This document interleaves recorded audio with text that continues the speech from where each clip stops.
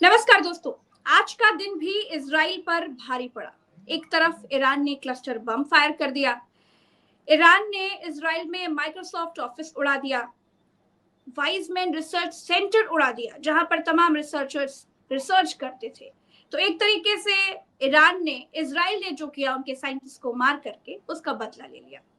दोस्तों, दूसरी तरफ इजराइल अमेरिका की तरफ देख रहा था कि अमेरिका उसका साथ देगा, अमेरिका इजराइल को बचाएगा। लेकिन ट्रंप ने कह दिया कि वो 14 दिन का समय लेंगे, वो 14 दिन के बाद बताएंगे कि वो क्या कर सकते हैं।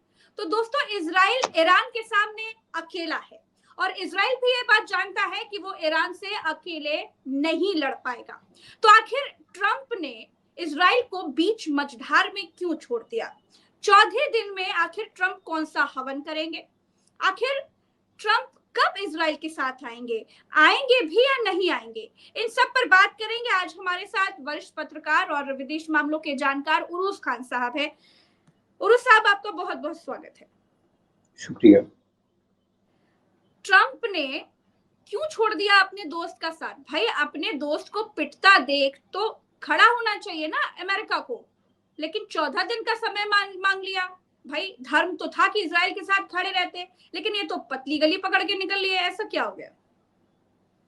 देखिए, जहाँ तक के अब सवाल आ रहा है अमेरिका की एक्टिविटीज का, ये रिस्पॉन्ड करने का वक्त पे बहुत आगे तक वक्त आ गया है और अभी नहीं है। जहाँ तक के एनालिसिस है मेरी कि जहाँ अभी अमेरिका कोई भी रिस्पॉन्ड नहीं करेगा और अमेरिका अगले 6 महीने तक भी अगर, इसलिए मैं आगे वजह बताता हूँ। देखिए, 6 महीने तक भी अगर जंग चलेगी तब भी अमेरिका रिस्पॉन्ड नहीं करेगा, इसलिए क्योंकि अमेरिका ये जानता है कि देखिए, जब कोई एक दोस्त आगे आता है और मिसाल के तौर पर अगला आदमी ये जानता है कि इसको 6 लोगों ने मिलकर के उसको आगे भेजा है और अगली तरफ सिर्फ 2 ही 3 लोग हों और उस तरफ एक तरफ 6 लोग हों, तो जिस तरफ 2 लोग होते हैं वो आगे जल्दी बढ़ने की कोशिश नहीं करते हैं और मामला जब हो और जब ये अंदाजा लगाया जा सकता है कि अगर ये आगे बढ़ जाएंगे और यहाँ पर भी अगर वो थोड़ी सी मारपीट कर लेंगे तो मामला बढ़ करके पूरे इलाका, पूरी कॉलोनी कवर कर लेगा। तब तो खास करके फिर वो 2 लोग भी आगे नहीं आते हैं, जिससे हो रही होती उसी से कहते हैं कि समझौता कर लो। तो समझौता जो करा रहे होते हैं वो यहाँ पे है यूरोपियन यूनियन, जो प्रेशर डाल रहा है ईरान के ऊपर कि समझौता कर लो। और एक तरफ वेस्टर्न मीडिया को यूरोपियन यूनियन ने आगे कर दिया है ये कह करके कि तुम, जैसे वो कुछ अंग्रेजी अखबार हैं जो न्यूयॉर्क में बैठे हुए हैं, बड़े कहे तो नाम भी ले लूं उनका, जो उसमें बड़े-बड़े अखबार हैं, उनमें ये भी हो गया कि उन्होंने खबर चला दी कि मिनिस्टर्स यहाँ पर आए और उनके ऊपर दबाव बनाया गया, प्रेशर बनाया गया और उनको ये भी कहा गया कि आप अपना न्यूक्लियर एक्टिविटीज को रिड्यूस कर दिए और इस तरह से कर दिए। देखिए, अमेरिका इसलिए भी बीच में नहीं आ रहा था, ये मीटिंग अमेरिका में भी हो सकती थी यूरोपियन यूनियन के बजाय, क्योंकि सबसे ज्यादा देखा जाता है कि ट्रंप जो इस वक्त मौजूदा गवर्नमेंट में जो ट्रंप लीड कर रहे हैं अमेरिका की गवर्नमेंट को, तो ट्रंप मीडिएटर के तौर पे भी देखे जाते हैं कि कई मुल्कों में उन्होंने समझौता कराया। उन्होंने कहा कि अगर इजराइल ईरान भी समझौता कर लेंगे तो मैं इनसे भी ट्रेड डील कर लूंगा।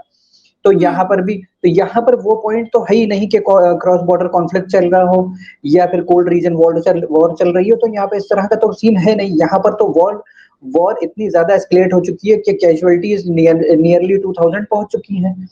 तो यहाँ पे तो वो सीन है ही नहीं। एक तरफ मिलियंस में कैजुअलिटीज हो चुकी हैं, फलस्तीन में देख चुके हैं, तो दूसरी तरफ ईरान में भी 2000 के लगभग कैजुअलिटीज हो चुकी हैं अब तक। ठीक है, अगर हम बात करें खाली इजराइल की, तो इजराइल का आंकड़ा अभी 100 तक भी नहीं पहुंचा है, मगर जो उनका अपना टारगेट है वो पूरा मतलब वो अचीव नहीं कर पा रहे हैं, वक्त पर वो टारगेट पूरा नहीं हो पा रहा है, सिर्फ इस वजह से अमेरिका सामने आ रहा है। और अभी जो बात हुई, जैसे आज माइक्रोसॉफ्ट की बात करी थी इन्होंने कि माइक्रोसॉफ्ट टावर उड़ा दिया इन्होंने। ठीक है, माइक्रोसॉफ्ट टावर भी उड़ जाए और अगर इलॉन मस्क का भी टावर वहां पे बना होता, वो भी अगर उड़ जाता, तब भी अमेरिका बीच में जल्दी ना आता। क्योंकि देखिए, अभी जो रिपोर्ट्स रिसेंटली आ रही हैं कि वो ये है कि अमेरिकन गवर्नमेंट तभी एक्ट करती है जब वहां की एजेंसी उसको इजाजत देती है। जब वहां की इंटेलिजेंस एजेंसी अमेरिकन गवर्नमेंट को इजाजत देती तभी वहां की एक्ट करती है। अगर आप सिंस 2001 से उठा करके देख लिए चैप्टर को, जो सामने सामने चैप्टर है, उसको अगर उठा करके प्रॉपर्ली एनालाइज कर लिए, अभी रिसेंट की मैं बात कर रहा हूँ, इधर ही 14-15 साल या 20 साल की हिस्ट्री मैं अमेरिका की बात कर रहा हूँ। तो जो पिछली गवर्नमेंट ने काम छोड़ा था, अगली गवर्नमेंट ने आकर के वहीं से काम टेक अप कर लिया। हम्म, ठीक है? अगर पिछली गवर्नमेंट ने काम यहाँ पर ड्रॉप किया है और उसने किसी दूसरे मुल्क से बैर रखा है, तो ये वाली गवर्नमेंट भी, ये जो गवर्नमेंट आई है, ये भी दूसरे मुल्क से बैर ही रखेगी। हालाँकि ये ओपिनियन या ये वहाँ पर समझौता वहाँ की जनता का नहीं होता है ऐसा, है ना? ना ऐसा जनता का ओपिनियन होता है और ना ही वहाँ पर ये सारी चीज़ें होती हैं।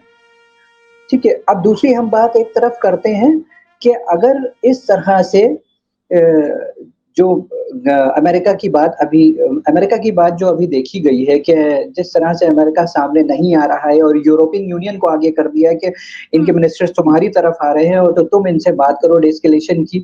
तो अमेरिका देखिए बहुत बड़ा एक फाइनेंशियल हब है, हमने आपको पहले भी बता दिया था इज़राइल का। और अगर सामने आता है अमेरिका तो पीछे रूस ने जो धमकी दी है, वो एक धमकी नहीं है, वो एक वार्निंग है। देखिए धमकियाँ अक्सर होती हैं, नल एंड वॉइड हो जाती हैं, मगर जो वार्निंग होती है, वो 2 से 3 चैप्टर के बाद रिज़ल्ट दे देती हैं अपना।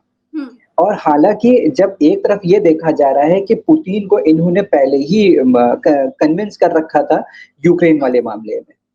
कि यहाँ पर अपना वो आप थोड़ा-सा इसको कंट्रोल करिए, सीज़फायर करिए। इस मामले में ये पुतिन से पहले ही कन्विंसिंग करने में लगे हुए हैं कि किसी ना कन्विंस कर लें। अब अगर ये ईरान के मामले में कूदेंगे तो ये फिर रूस वाला मामला जो इनका रह गया है, वो हाथ से निकल जाएगा। फिर देखिए अगर अमेरिका बीच में आता है तो इंटेलिजेंस की रिपोर्ट्स के अकॉर्डिंग अगर हम बात करें, तो रिपोर्ट्स जहाँ तक के सामने आई हैं, बहुत हद तक के, तो वो ये है कि अमेरिका का स्टेप आखिरी स्टेप होगा, उसके बाद वर्ल्ड वॉर होनी है। अच्छा। फिर जिस दिन अमेरिका हाँ, उसके जिस दिन अमेरिका आ जाएगा, उस दिन वर्ल्ड वॉर तय है। वो हम्म, समझिए वर्ल्ड वॉर का फर्स्ट डे होगा। हम्म, हालाँकि देखा जाए तो व खाने से पहले जैसे डिनर स्टार्ट होता है, उससे पहले कुछ स्टार्टर हो जाता है, तो ये जो कॉन्फ्लिक्ट्स चल रहे हैं अभी, बहुत ही हार्ड टाइम आ गया है अभी ये, तो ये एक तरह से स्टार्टर चल रहा है वर्ल्ड वॉर का। हम्म। अच्छा, अब तो आईएईए ने भी कन्नी काट ली है। आईएईए भी अब पीछे हट गया है। पहले लगातार इजराइल आरोप लगा रहा था और ईरान ने भी ये बात कही कि आईएईए एक ऐसी एजेंसी है जो लगातार इजराइल को जमीन दे रही थी। इजराइल को जमीन दिया ये युद्ध करने को लेकर के, परमाणु हथियार बना रहा है ईरान। अब तो उसने जब कन्नी काट ली, उसने भी कह दिया कि हमारे राय किसी युद्ध को शुरू नहीं कर सकती, ये तो राजनीतिक फैसला है। तो उस पर क्या होगा, उस पर आप क्या कहेंगे? देखिए उनका असेसमेंट आईईएई का जो असेसमेंट था, जो हम्म, पहले के प्रोलिफरेशन के जो असेसमेंट इनके रहे हैं, वही असेसमेंट्स इनके फेल हो चुके थे। हाँ, अब वो असेसमेंट्स इनके जो पहले के फेल हुए थे, वो किसके दबाव में फेल हुए थे, ये तो नहीं पता है। ये तो हम्म, सारी चीज़ें मतलब इन्होंने आज तक कॉन्फिडेंशियल रखा है कि किसके दबाव में इन्होंने, या तो उन्होंने उस वक़्त जो असेसमेंट रिपोर्ट अपनी सबमिट करी थी यूएस गवर्नमेंट को और यूरोपियन यूनियन को जो सबमिट करी थी, वो हो सकता हो कि उस वक़्त किसी प्रेशर में आकर के सबमिट करी हो कि ईरान क्या कहते हैं ये न्यूक्लियर आर्सेनल नहीं बना रहा है। हम्म। इन्होंने तो साफ कहा था उस वक़्त ये सारी चीज़ें और उस नहीं, अब वक़्त ये बात कह दी है कि एक यूरेनियम इकट्ठा करना एक अलग बात है और उससे हथियार बनाना एक अलग और बड़ी जटिल प्रक्रिया है। 2 चीज़ें हैं। हाँ। हालाँकि पहले शुरुआती दौर में अमेरिका अपना फ़ायदा इसलिए भी देख रहा था क्योंकि अमेरिका की नज़र क्रूड ऑयल पर थी। हम्म, ठीक है, वहाँ के क्रूड ऑयल्स वर्ल्ड का सेकंड लार्जेस्ट सप्लायर है ईरान, क्रूड ऑयल को लेकर हम्म, के। ठीक है, हम्म, अगर अब हम बात करें नक्शे के हिसाब से, नक्शे को देखते हुए तो एक तरफ तुर्कमेनिस्तान है, एक तरफ अफ़गानिस्तान है, एक तरफ इराक है और दूसरी तरफ गल्फ ऑफ ओमान जो कि एक स्ट्रेट गया हुआ है जिसकी मैंने कल भी बात करी थी, जो हॉर्मज़ की एक स्ट्रेट बाकी और दूसरी तरफ कैस्पियन सी है, तो एक तरफ डेड सी है, ब्लैक सी हम्म, है। तो इस तरह से सारी बातें हम ये देखिए कि मेजोरिटी में तो अमेरिका ने अपनी सारी चीज़ों को आज़मा लिया है। सिर्फ़ एक चीज़ को छोड़ कर के क्योंकि रूहुल्लाह ख़ुमैनी जो पहले ईरान के लीडर थे, उन्होंने आयतुल्लाह ख़ुमैनी से एक वादा लिया था, आयतुल्लाह ख़ामनेई से एक वादा लिया था इन्होंने कि कुछ भी हो जाएगा, तुम ईरान को किसी और के हाथों में नहीं जाने दोगे। बाहर वाले के हाथ में नहीं जाने दोगे और ज़ुल्म के आगे कभी भी अपना घुटने नहीं टेकोगे। तो ईरान में अमेरिका को एज़ अ डिक्टेटर माना जाता है। ना काफ़ी मायनों में अमेरिका को एज़ अ डिक्टेटर देखते हैं ईरान में, क्योंकि इससे पहले भी क्योंकि वो लोग अपनी इंडिपेंडेंस को की नज़र से भी देखते हैं और उसके अलावा जो बाकी मुल्कों पर अमेरिका हमला करके और बेगुनाहों की जान लेने के बाद वो फिर वहाँ पर चाहे वो साउथ अफ्रीका का हम बात कर लें, चाहे वो इराक की बात कर लें, चाहे वो अच्छा, अफगानिस्तान की बात कर उरुस लें। खान साहब, एक चीज ये भी है कि अभी 7 दिन हुए हैं, 7-8 दिन हुए संघर्ष को, ईरान इसराइल जी, युद्ध को, और हम जी। देख रहे हैं कि खबरें आ रही हैं कि इसराइल बिल्कुल हालत खराब हो गई है, जीडीपी लगातार गिरती जा रही है, एक दिन का खर्चा 6,000 करोड़ का है। तो अगर इतना बड़ा दबाव है इसराइल के ऊपर, तो ये युद्ध कहाँ तक जाने वाला है और क्या हश्र होगा फिर इस तरीके से? तो ईरान से ज्यादा नुकसान इसराइल का होता जा रहा है। बेशक आपकी बात बिल्कुल सही है कि देखिए इज़राइल का इस वक़्त बहुत ही लंबा नुकसान हुआ है, क्योंकि इन्होंने जो प्लान बनाया था कि इतने से इतने टाइम में ये पूरा एरिया कैप्चर कर लेंगे, वो टाइम इनका लैप्स कर गया है, वो टाइम निकल चुका है। हालाँकि हाँ, वो जो बैकलॉग लेकर के चल रहे थे, ये एक बड़ा पैसे का जो इन्होंने सोचा था कि इतना-इतना हो जाएगा, वो वो भी काफ़ी हद तक के हिट हुआ है इनका। फाइनेंशियल स्टेटस इनकी ऑलमोस्ट फ्रेजाइल हो गई है, करंट सिचुएशन में। इनकी जो जनता थी वो जिसको इन्होंने बुलाया था मेहमान के तौर पर और इन्होंने फिर उसके बाद वहाँ पर घर बाँटे थे और चाबियाँ बाँटी थी, वो जनता भी इनकी पलायन कर गई वापस अपने-अपने देशों में जहाँ से क्योंकि स मेजॉरिटी में इनकी जो जनता थी, जो सिटिज़न्स थे इन्होंने बुलाया था, उन्होंने सिटिज़नशिप तो दे दी थी आती, मगर वो ये भूल गए थे कि वो डुअल सिटिज़नशिप थी उनके पास। अब वो वापस चले गए। देखिए जब कोई जनता पलायन करती है ना, तो उस मुल्क की इकोनॉमी में कहीं न कहीं असर आता है। फर्क पड़ता ठीक है? है। और ख़ास करके एक बड़ी परसेंटेज अगर पलायन कर जाए, तो 100% वहाँ की जनता में दूसरा से इज़राइल ने जो बैकअप बनाया हुआ था, मैंने आपको पहले बताया कि अमेरिका के ज़रिए बैकअप बनाया था। जितना इन्वेस्टमेंट था शुरू में जिस वक़्त इज़राइल को ये एस्टैब्लिश कर रहे थे फ़लस्तीन में, तो उस वक़्त इन्होंने फाइनेंशियल हब 2 जगह बनाए थे। एक यूरोप में बनाया था और एक अमेरिका में बनाया था। वक़्त के चलते हुए अमेरिका को इन्होंने बड़ा कर दिया क्योंकि अमेरिका ने अपनी पावर को साबित कर दिया था। हम्म। और इन्होंने वर्ल्ड की जितनी ज्यूइश कम्युनिटीज़ हैं, सबसे पैसा लिया था उस वक़्त। और फिर इन्होंने वो फाइनेंशियल हब्स भी एस्टैब्लिश करे, इन्होंने आईटी हब्स भी एस्टैब्लिश करे, इन्होंने बैंकिंग सेक्टर्स बड़े-बड़े एस्टैब्लिश करे, इन्होंने सप्लाई सेक्टर्स बड़े-बड़े इन्होंने कार्गो सेक्टर्स बड़े-बड़े एस्टैब्लिश करे और फिर उसके बाद जो एक बड़ा इनको पास ज़ख़ीरा आया, उससे इन्होंने जंग लड़ना शुरू करी। देखिए, फ़िलिस्तीन में जंग लड़ते-लड़ते इन्होंने काफ़ी पैसा गँवाया। क्योंकि एक तो हम्म। बहुत वक़्त तक ये उनसे भी जंग लड़ते रहे जो अरफ़ात थे, लंबे वहाँ समय पे से यासिर लगातार अरफ़ात इसराइल से। जंग लड़ रहा है, जंग में है। हाँ, फिर उसके बाद हमास से भी हुई, फिर हिज़्बुल्लाह से भी हुई, तो देखिए एक-एक रॉकेट और एक-एक जो इनका वो लगा हुआ था आयरन डोम भी लगा हुआ था, उसमें भी काफ़ी ज़्यादा एक-एक मिसाइल का $285 मिलियन का खर्चा आ रहा था, इनके ऊपर बैठने लगा लगभग-लगभग $285 मिलियन। ठीक है? तो वो सारी चीज़ों का भी असेसमेंट किया जाता है इनके पास। बहुत पहले मैंने एक फ़िल्म देखी थी जिसमें एक चीज़ क्लियर करी थी, वो हॉलीवुड की फ़िल्म थी और उसमें एक चीज़ उन्होंने ये क्लियर करी थी, वो सच बात दिखाई थी उन्होंने। कि हम्म। मोसाड एक-एक रसीद को गिनता है, खर्च की हम्म। हुई। ₹10 भी अगर खर्च होते हैं तो उस रसीद को वो चेक करके फिर उसके बाद उसका रिम्बर्स करता है पैसा, मोसाड इंटेलिजेंस। हालाँकि वो अब मोसाड चरमरा गया है बिल्कुल एकदम। जब से ईरान ने इनके हेडक्वार्टर्स उड़ाना शुरू करे हैं और इनकी इंटेलिजेंस रिपोर्ट्स जब से फेल हुई हैं, क्योंकि इन्होंने इंटेलिजेंस रिपोर्ट ये दी थी कि ईरान इतना मज़बूत नहीं है। तो देखिए हाँ। रिपोर्ट किसी भी मुल्क की रिपोर्ट उतनी ही जाती है किसी के पास जितनी सामने होती है या जितनी सामने वाला अच्छा, निकाल पाता है मजबूती से करके। एक चीज और याद आई, तेहरान टाइम्स ने इसराइल की एक वीडियो जारी करी जिसपे उसने बताया कि इसराइल की हालत, तेल अवीव की हालत अब फिलिस्तीन जैसी होती जा रही है और लगातार ये युद्ध चलता रहेगा तो स्थितियां भी बिल्कुल गाजा जैसी हो जाएगी। बिल्कुल देखिए तेल अवीव अभी आने वाले वक़्त में तेल अवीव नहीं रह जाएगा। ये शहर ऐसा नहीं रह जाएगा क्योंकि देखिए ईरान के पास हमने पहले बताया कि इतना ज़ख़ीरा है कि उसने एक शहर नहीं मैंने प्रॉपरली असेसमेंट आज से 35 साल मैं कल से असेसमेंट और अपना एनालिसिस कर ही रहा हूँ कि जो बड़े शहर हैं तेहरान के आस-पास के और देखिए तेहरान काफ़ी नॉर्थ साइड में लगता है, तेहरान काफ़ी ऊपर की तरफ लगता है, तो तेहरान से लगे हुए जितने भी शहर हैं, उसमें काफ़ी शहरों को ईरान ने ऐसा एस्टैब्लिश कर रखा था। देखिए 1250-1300 शहर होना एक तरफ और एक तरफ 75-78 शहर होना मायने रखता है। इज़राइल के पास 75-78 शहर हैं, जो कि सब सस्पिशियस हैं कि सब सस्पेक्टेड इसलिए हैं कि वो सब डिस्प्यूटेड शहर हैं उनके, फिलिस्तीन के साथ। अगर आप कुछ चुनिंदा चुनिंदा 6-7 शहरों को छोड़ दिए इज़राइल के, तो सब डिस्प्यूटेड है लगभग-लगभग। तो वहाँ पे वो किसी भी जगह इतनी बड़ी सिटी तो स्थापित नहीं कर सकते, इतनी बड़ा शहर स्थापित नहीं कर सकते कि उसको आर्सेनल में कन्वर्ट कर दें वो, जैसे ईरान ने किया है। तो ईरान के पास लगभग 1300 सिटीज़ हैं, ठीक है? तकरीबन 30-35 प्रोविंसेस में, ठीक है? 1300 सिटीज़ में कितनी वो आर्सेनल जो एस्टेब्लिश किया हुआ था, अब वो आर्सेनल यूज़ कर रहा है वो मिसाइल्स, वो रॉकेट्स वो यूज़ कर रहा है। इनके पास जो रिपोर्ट गई थी वो ये गई थी कि ईरान कमज़ोर है।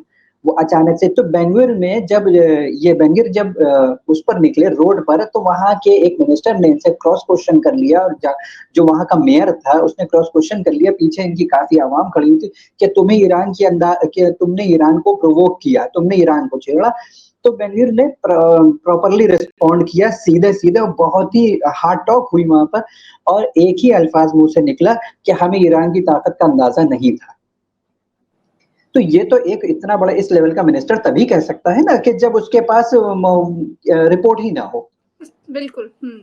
जब रिपोर्ट ना हो तभी ये बात कह सकता है। अगर आप खुद बताइए कि और अब तो अगर रिपोर्ट तस्वीरें आ होती रही हैं कि इजराइल के जो रिहायशी इलाके में लोग हैं, आम लोग हैं, वो मेट्रो सिटीज में, मेट्रो स्टेशन में छुपने की कोशिश कर रहे हैं या फिर पार्किंग एरियाज में छुप छुप कर अपने आप को बचाने की कोशिश कर रहे हैं। कहीं ना कहीं इजराइल के लोग ये जानते होंगे कि ईरान इजराइल की तरह नहीं है जो रिहायशी इलाकों में या फिर जहां पर मेट्रो स्टेशन पर या अस्पतालों में वो बम बरसाएगा।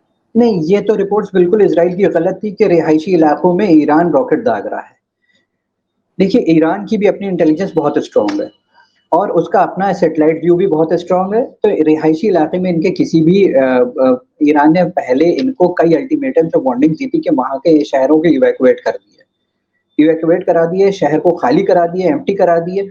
इन्होंने नहीं मानी, उल्टा इन्होंने जनता को ये ऑर्डर्स कर दिए कि कोई भी पलायन नहीं करेगा और यहीं शहर में रहेगा और जिसकी बुनियाद पर जो तकरीबन 25-30 कैजुअल्टीज जो हुई हैं इनके यहाँ, वो सिर्फ उसी वजह से हुई क्योंकि इनकी यानी कि अपनी जनता के कंधे पर बंदूक रख दिया। अपनी जनता को इन्होंने ह्यूमन शील्ड बना लिया और आगे भी बनाएंगे। देखिएगा ये वो जनता को जिस जनता को इन्होंने रोक लिया है और जिसका अब काफी सारे ये भी रिपोर्ट्स आ रही हैं सामने कि जो जनता के पैसा बैंक अकाउंट्स में थे उसके अकाउंट सीज करा दिए इन्होंने वहां पर।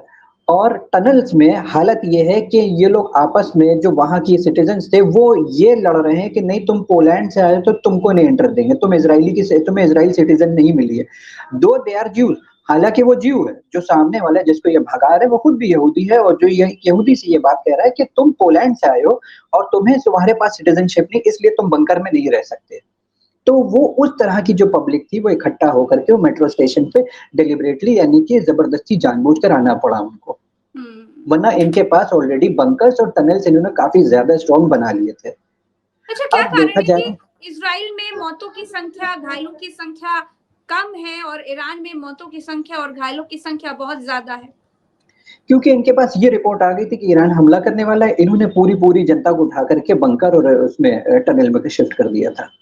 और वहीं जब दूसरी शहर की बात करते हैं, तो दूसरी शहर में देखिए जो शहर एक हम ऐसे लोकल लेवल पर एक ज़्यादा अच्छा जनता को समझा सकते हैं, छोटे से एग्ज़ाम्पल दे करके। जो एक शहर में एक पॉपुलर गुंडा होता है ना? और एक वो होता है जो नया-नया शहर गुंडे से लड़ रहा होता है। तो जो गुंडे से लड़ रहा होता है, अचानक से जिसका सामना पड़ जाता है, उसको ये नहीं पता होता है कि मुझे पिस्टल भी रख के चलना है, चाकू भी रख कर के चलना है। घर से निकलना है। एक गुंडा जबकि उसकी पिस्टल भी लगी होगी या चाकू लगा होगा उसके पास, है ना? तो वो और अपनी तैयारी भी करके आया होगा, सेटिंग बना करके आया होगा। तो यहाँ पर ईरान को ये चीज़ पहले से नहीं क्लियर थी कि एक वक़्त ये भी आएगा कि इज़राइल से हमारा इस तरह से वॉर शुरू हो जाएगी, क्योंकि पहले ईरान तो चाह रहा था कि पीस हो। ईरान ने हर मुमकिन कोशिश ये करी थी कि पीस का एटमॉस्फेयर हर तरफ फैल जाए। और पीस डील के लिए ईरान ने बहुत ही कोशिश करी थी। मिडल ईस्ट में कई मुल्कों ने ये चीज़ आगे बढ़ाई थी, प्रोसीड करी थी कि पीस डील हो जाए, फिलिस्तीन और इज़राइल में। फिर उसके बाद ही तो इन्होंने सीरिया से लेकर के इन्होंने आगे बढ़ते चले आए और ईरान तक चले आए फिर ये। अब जहाँ तक ये अंदाज़ा है कि ईरान जब इनको भारी पड़ा है, तो ये यहाँ से फ्रेजाइल कंडीशन में हो गए हैं। ठीक है, अब इन्होंने क्योंकि अपनी जनता को इतना शिफ्ट कर दिया था, देखिए पॉपुलेशन बहुत थोड़ी-सी थी इज़राइल में। ईरान में पॉपुलेशन बनिस्बत इज़राइल के 4 गुना ज़्यादा है, ठीक है, जहाँ पर पॉपुलेशन ज़्यादा होती है, वहाँ पर कैजुअल्टीज़ भी ज़्यादा होती हैं, जहाँ पॉपुलेशन कम होती है, वहाँ कैजुअल्टीज़ भी कम होती हैं और ऑलरेडी वो लोग पहले से प्रिपेयर थे इन चीज़ों के लिए। वहाँ पर एक-एक बाशिंदा, वहाँ का एक-एक बशर यानी कि एक-एक इंसान वहाँ का ये चीज़ों में तय था कि हमें लड़ना है। वो आए इज़राइल इसीलिए ही थे कि उनको लड़ना था। तो उनका उनका प्रॉमिस्ड लैंड जो था वो उनको कैप्चर करना था। तो बहुत सारी आप वीडियोज़ इस तरह से देख रही होंगी कि उनका 3000 साल प्रॉमिस्ड लैंड था, वो इस पर आकर के अब राज करेंगे और यहीं पे आकर के सारी चीज़ें होंगी। अभी आगे चल कर के और भी बड़े इंसिडेंट्स होंगे, ऐसे बड़े इंसिडेंट्स होंगे जो जनता की आँखें खोल देंगे। ओके अभी आप ओके। देखिएगा जो इज़राइल करेगा, जो अच्छा, इज़राइल की तरफ से होंगे, बहुत बड़े इंसिडेंट्स करने वाला है जैसे कि इज़राइल। क्या हो सकता है? देखिए, अभी बहुत सारे डिस्ट्रक्शंस करेगा, डेमोलिशंस करेगा इज़राइल। ऐसे बड़ी हिस्टोरिकल डेमोलिशंस करेगा जो जनता ने एक्सपेक्ट नहीं करे होंगे, मगर कहीं न कहीं सुनने में आए होंगे या पढ़ने में आए होंगे, ये इज़राइल करेगा। और ये आनन-फानन में कर देगा इज़राइल। सिर्फ प्रेशर में आके कर देगा, दबाव में आकर के कर देगा कि फाइनेंशियल क्राइसिस इतनी ज़्यादा हो जाएगी इज़राइल में कि वो चाहेगा कि इसको हम बैकअप की तरह यूज़ कर लेंगे इस प्लान को और वो चीज़ करेगा और उसके बाद वहीं से क्राइसिस शुरू हो जाएगी। और अमेरिका तो का क्या इसलिए स्टैंड होगा? क्योंकि कब तक अमेरिका पर्दे के पीछे से खेल देखता रहेगा? कहते हैं ना, अमेरिका तेल देख रहा है, तेल की धार देख रहा है और ईरान के प्रहार देख रहा है। कब नहीं तक पर्दे के पीछे? देखिए चाहे जितना भी बड़ा सुल्तान हो, चाहे जितना भी बड़ा राजा हो, एंड में उसको ज़मीन पर आकर के तलवार से लड़ना ही पड़ेगा। ये इतिहास है और end of the day America भी आएगा मैदान में और इस तरह से चाहे वो इज़राइल हो, चाहे वो ईरान हो, चाहे वो कोई मुल्क हो और दूसरा हो, तो वो इस तरह से इन लोगों की जंग में वो कूदेगा बीच में आकर के। अब देखना ये है कि कितना समय बचा है अमेरिका का मैदान में आने पर। ये साल भर, 6 महीने, 3 महीने, 2 महीने, कल परसों, ये टाइम इसलिए नहीं है क्योंकि डोनाल्ड ट्रंप एक ऐस क्या मेरी आवाज़ मिल रही है आपको? आपकी आवाज आ रही है, फ्रेम थोड़ा फ्रीज है, लेकिन आपकी आवाज बहुत बढ़िया आ रही है, बोलते रहिए। जी। चलिए, मुझे लग रहा है नेटवर्क चला गया है और नेटवर्क लो होने के कारण ये चर्चा हमें अभी रोकनी पड़ेगी। हम फिर बुलाएंगे उरुस साहब को और उनसे लगातार इस मुद्दे पर चर्चा करेंगे। फिलहाल के लिए इतना ही। आप हमारे वीडियोस देखते हैं, शेयर करते हैं, उसके लिए आपका बहुत बहुत शुक्रिया। आप अपनी राय भी हमें कमेंट पे बताते हैं, उसके लिए भी शुक्रिया। अपनी राय ऐसे ही हमें बताते रहिए, कमेंट करते रहिए, वीडियो को खूब शेयर करिए ताकि सभी तक ये वीडियो पहुंच जाए। और अगर आप हमारे उल्टा चश्मा यूसी पर ईरान इजराइल युद्ध की तमाम अपडेट्स देख रहे हैं तो चैनल को सब्सक्राइब करना बिल्कुल मत भूलिए। नमस्कार।